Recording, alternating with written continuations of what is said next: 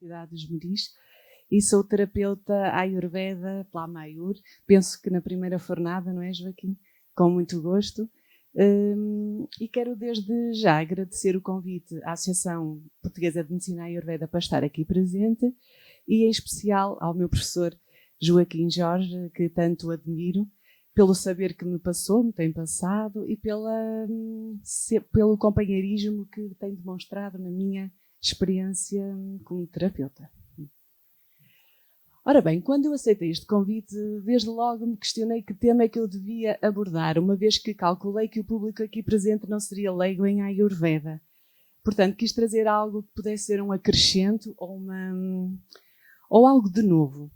O tema em si não é novidade, já se falou aqui muito porque Vata é sempre dos doshas mais abordados quando se fala em desequilíbrio, mas como escolhi a Ayurveda, é novo porque vou trazer numa abordagem terapêutica desenhada pelo meu próprio testemunho. Apesar de não falar na primeira pessoa, tudo o que eu vou abordar cabe num caso concreto, num caso prático bem verdadeiro que foi o meu.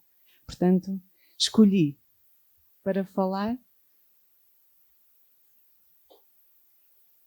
Tenho que apontar para ali, para aqui.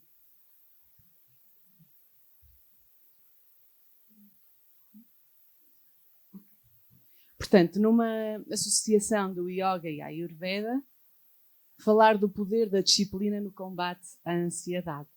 Yoga porque apareceu primeiro na minha vida, antes do Ayurveda, e foi de alguma forma, como já se falou aqui, quem me direcionou depois para o Ayurveda, para fazer a formação e continuar a estudar, que isto é uma aprendizagem constante. A ansiedade é designada pela Organização Mundial de Saúde como uma perturbação mental comum, dada a sua elevada taxa de frequência. Em Portugal eu não encontrei bem os números para vos informar, mas estima-se que afete cerca de 25 milhões de pessoas em toda a Europa. Sei que em Portugal, ao contrário de outros tempos, já afeta também em grande proporção o sexo masculino e jovens de terra idade. A ansiedade, como toda a gente sabe, e eu sei da primeira pessoa, caracteriza-se por um estado constante de tensão e aflição, de insegurança e preocupação. Pode, e nos casos mais graves, desencadear alterações físicas como um aumento da pressão arterial e da frequência cardíaca, sudação, secura na boca, tremores e tonturas. Isto vai gerando um clima generalizado de aflição, medo e angústia, mesmo quando não há a causa aparente para que isso aconteça. Em casos mais graves, a ansiedade pode degenerar em fobia social, ansiedade generalizada e pânico. No meu caso foram os 3.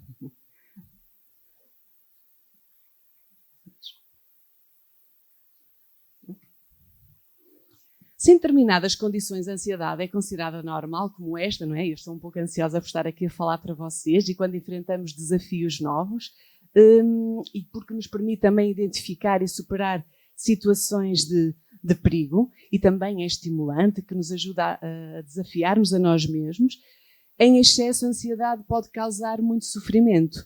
E os motivos são variados e, como vocês vão compreender facilmente, nós imprimimos uma grande agitação ao nosso cotidiano, acrescentamos muitas preocupações à nossa vida e não sabemos lidar muito bem, sentimos uma sensação maior de falta de controle perante a cada vez maior instabilidade da vida, não é? Da vida de todos. Depois também acrescenta-se uma alimentação desadequada e as impressões que constantemente nutrimos o nosso corpo, todo ele, no conjunto, mas essencialmente o nosso corpo mais subtil e emocional. Portanto, o mal-estar acaba por se instalar, físico e mental, a incapacidade de relaxar, a instabilidade emocional, irritabilidade sem razão aparente, a agitação mental que provoca a insónia, a falta de enraizamento que tantos medos gera e paralisa-nos. De acordo com a Ayurveda, a ansiedade, como também já se falou aqui, é um desequilíbrio no corpo em consequência de um agravamento dosha vata. E é apenas um dos sinais do agravamento ou da desarmonia deste dosha. Como tal, a estratégia deve ir no sentido de pacificar esta energia em nós, independentemente da nossa prakruti. O Ayurveda, vendo o corpo, cada ser como único e singular, oferece um conjunto de técnicas, de conselhos, de procedimentos que tentam prevenir, acima de tudo prevenir, também aliviar e até mesmo curar esta grande maleita que tanto nos pode paralisar. Portanto, entre alguns aconselhamentos ayurvédicos para reverter um quadro ansioso, temos a dieta adequada com alimentos mornos, cozinhados e oleosos, dando preferência aos sabores doce, salgado e ácido. Há fitoterapia com plantas que acalmam e aquecem o organismo. Há prática de yoga suave, pranayamas e meditação. E a massagens de relaxamento e, em alguns casos mesmo, basto interno para cuidar do intestino e o Shirodhara. Todos os procedimentos exigem algo que é difícil de manter pela maior parte das pessoas e eu inclusivamente, mas fui aprendendo. Disciplina, regra, persistência, porque senão em nada na vida nada acontece. Mas como fazer alguém com desequilíbrio em vata, seguir com regra, com disciplina, um plano que é desenhado para ele? É uma questão difícil. Para isso é preciso compreender vata em terapia. Por serem hesitantes e inseguros, têm dúvidas na sua própria capacidade de recuperar. Têm um entusiasmo grande e logo abraçam uma terapia acreditando que vão ficar curados, mas quando o entusiasmo se vai e vai rápido, eles também logo abandonam. Esperam sempre resultados rápidos, uma cura rápida, são inconsistentes ao sabor da sua natural instabilidade e estado de espírito flutuante, indisciplinados e avessos à rotina, o que é bastante necessário para enfrentar qualquer perturbação, qualquer desequilíbrio e, em especial, este. Por isso, urge traçar umas linhas de tratamento que deem mais foco, deem mais primazia à ação do que ao pensamento. Incutir nas pessoas com este desequilíbrio, com esta maleita, em especial a ansiedade, que nós somos aquilo que fazemos e podemos trabalhar a disciplina em nós, começando aos pouquinhos. Implementar rotinas e ações de forma consistente. E aqui, como já falamos há pouco, nas recomendações ayurvédicas, no que respeita, por exemplo, ao pranayama e à meditação, fazê-los mesmo diariamente. Começar devagarinho. Até é importante, se calhar, numa primeira fase, os terapeutas acompanharem na meditação, orientarem a meditação, orientarem o pranayama simples. Depois pode evoluir para mais complexos e mais eficazes. É importante também estabelecer rotina e principalmente ao nível do sono, tentar deitar e acordar em horas no mesmo horário para promover um maior descanso. Portanto, no fundo é adotar um dinacharya, não é? Um estilo de vida que seja claro, conciso, sem gerar grandes dúvidas, que aponte para o equilíbrio da mente, para acalmar a grande força vital e impetuosa que Vata tem, naturalmente, para serenar o seu coração demasiado sensível e para que ele possa, aos pouquinhos, ir assumindo o próprio controle da sua vida. E tudo isto convém que seja feito com uma abordagem calma, branda, cuidada, com bons modos, porque quando se está desequilibrado em Vata precisa-se de muito mimo e atenção. Como já disse, no meu caso surgiu primeiro o Yoga e mais tarde o Ayurveda, mas eu considero esta uma aliança perfeita. Yoga surge como a ciência da união com o ser essencial e o Ayurveda como a ciência da vida, do saber viver.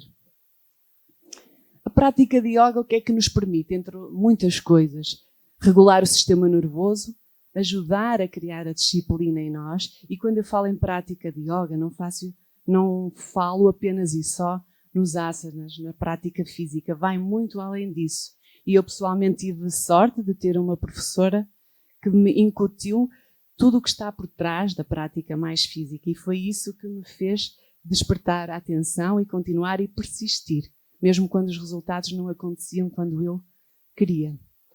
Portanto, também desperta a concentração, a purificação, desperta a percepção e o discernimento. acaba por ressaltar em nós o lado pita que todos temos, não é? Para poder ser determinados no nosso próprio processo de cura. Ajuda-nos a discernir e a fazer as escolhas adequadas para nós, em todas as áreas, em todos os setores.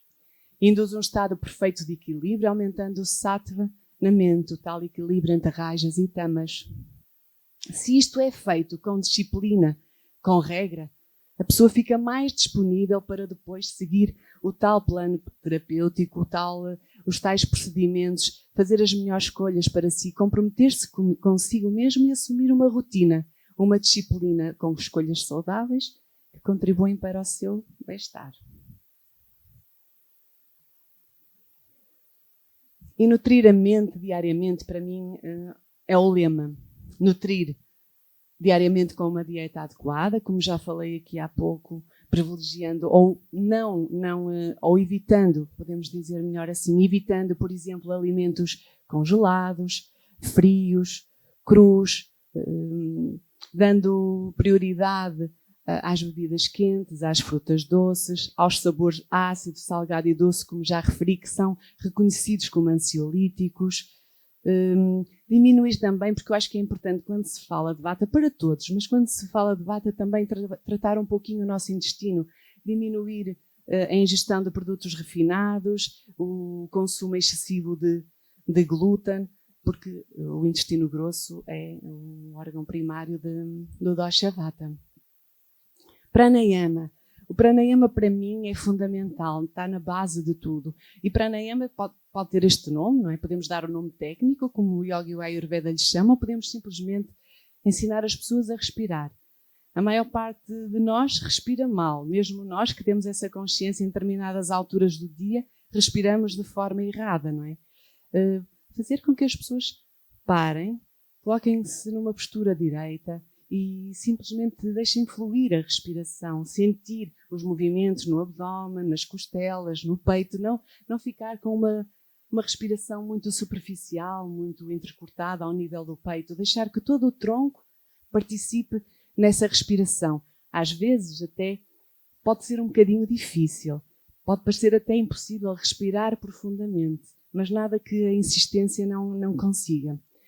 Isto pode ser para começar, depois podemos falar, como falou o professor Vítor, podemos passar, como falou o professor Vítor, para pranayamas mais complexos, como o Brahmari, que acaba também por ser simples, o Nadi Shodhana Pranayama, o Pranayama do Soham, que assume aqui também um estilo um pouquinho mais meditativo.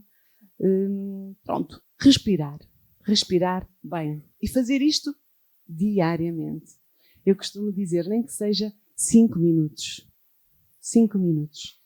Vamos ouvir, e certamente todos nós ouvimos dizer, que as pessoas não têm, principalmente as pessoas que mais precisam, dizem que não têm tempo, não têm pachorra para se sentar e estar quietos, que não conseguem praticar yoga nem meditação porque é muito parado. São essas pessoas que mais precisam de parar. Sim, eu fiz alguma coisa? Não? É o som de fundo. Ok.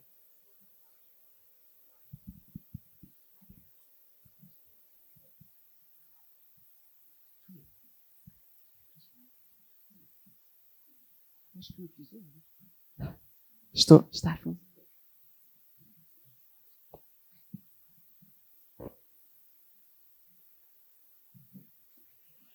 A meditação. Numa primeira fase é importante orientar uma pessoa com este tipo de desequilíbrio, promover ou guiar as meditações para a paz, para a segurança e, acima de tudo, para o discernimento. Mas orientar, guiar, não deixar uma pessoa agravada em vata ficar perdida no seu próprio silêncio, porque ela vai fazer tudo menos meditar. Entoação de mantras. E basta pegar em alguns bija mantras, o Om, por ser o mantra dos mantras, que desperta aquela força, aquela energia vital positiva que é necessária para qualquer processo de cura. Os bija mantras Shrim, Ram, Rim, que nos despertam a força, a serenidade, que promovem os processos de transformação, de purificação e que também nos nutre o sistema nervoso.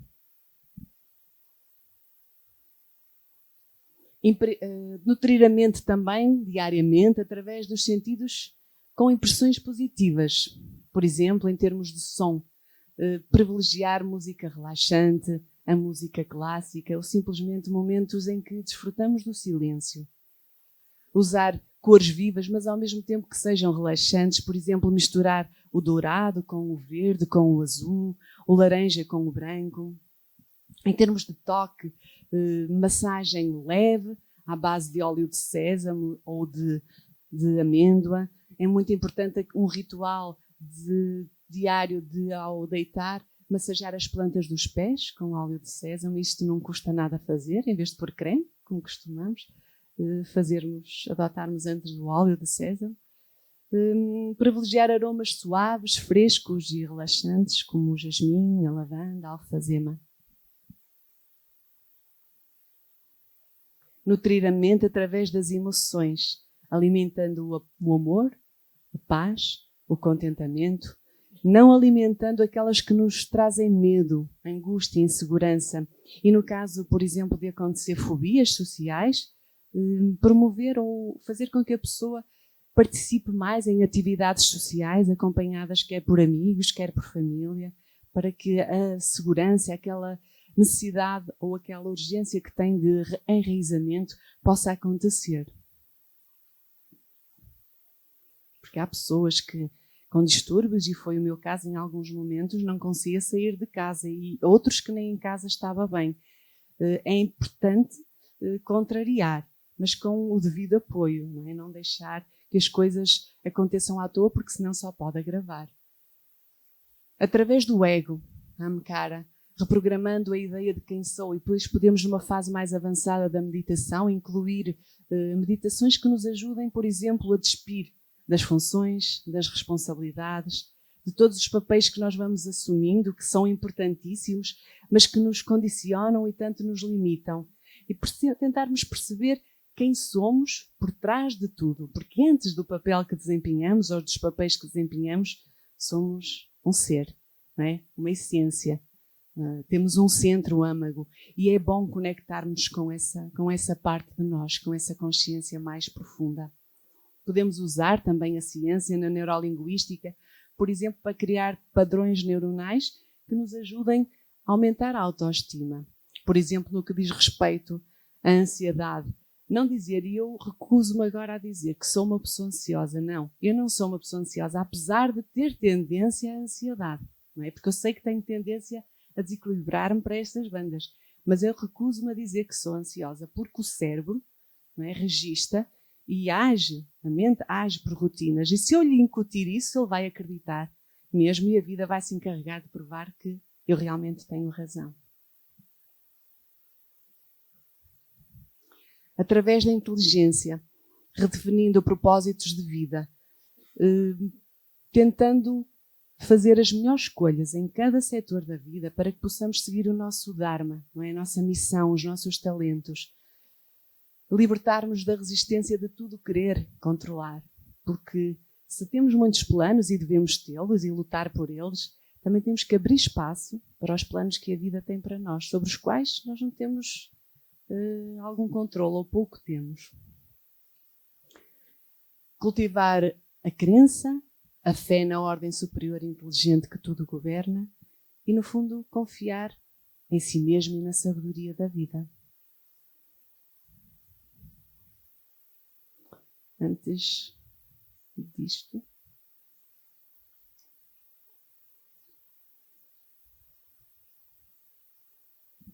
tudo isto num plano terapêutico desenhado propositadamente e adequado para determinada pessoa, se for feito com disciplina, com regra, tem um efeito incrível no combate à ansiedade. Teve comigo e tem comigo, porque isto é um trabalho constante, mas é preciso persistir, insistir. É preciso resistir àquela ilusão de querer a cura fácil, o tratamento rápido, porque isso não existe. E, no fundo, acreditar e confiar na eficácia da rotina. E por isso eu termino a minha apresentação citando uma senhora, estudante de yoga e também da Ayurveda, Glória Arieiro, que muito me inspira e que nestas duas citações eu me revejo e revejo o caminho que ainda tenho pela frente. O sentimento constante de carência ou de limitação do ser humano é devido à ignorância de si mesmo e à conclusão errada da sua real identidade. Por isso, a solução para este problema fundamental que sempre o acompanha é o autoconhecimento. Porém, a mente precisa de um preparo. E este é alcançado através de um estilo de vida chamado yoga, e eu acrescento, de mãos dadas com a Ayurveda. Eficácia da rotina, a Abhyasana, a constância da disciplina, o poder do questionamento, Vikara, a força de saber lidar consigo mesmo, deixando de lado aquilo que não é benéfico, que não nos ajuda, através do desapego, Vairagya, a importância de cultivar o valor pelo autocontrole, na forma de Sama e Dama, dos yamas e niyamas, tudo o que sustenta em termos de teoria esta filosofia. E por fim, uma pequena reflexão. Se somos tão disciplinados na nossa higiene pessoal, se lavamos os dentes todos os dias, se cuidamos, se tomamos banho todos os dias, se comemos todos os dias, se somos tão disciplinados no trabalho, às vezes a muito custo, mas somos, achamos que temos mesmo que ser, por muito que não gostemos, então por que não trazer um pouco desta disciplina, nos obrigarmos também a disciplinar, acho que no desafio mais promissor da nossa vida, que é o nosso bem-estar físico, mental e até espiritual.